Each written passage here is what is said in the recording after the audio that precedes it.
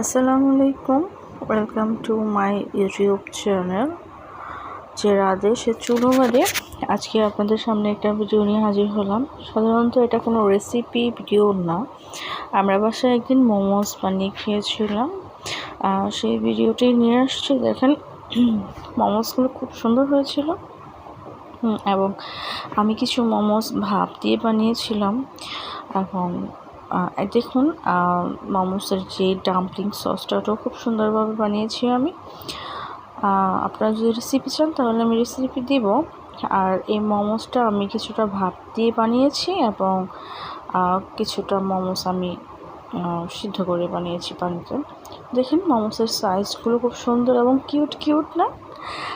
আমি কিছু মোমোস সিদ্ধ করেছি। আপনারা দেখতে পাচ্ছেন যে আমি কিছু মোমোস সিদ্ধ করে নিয়েছি। অ্যান্ড সিদ্ধ থেকে সত্যি কথা বলতে ভাপতে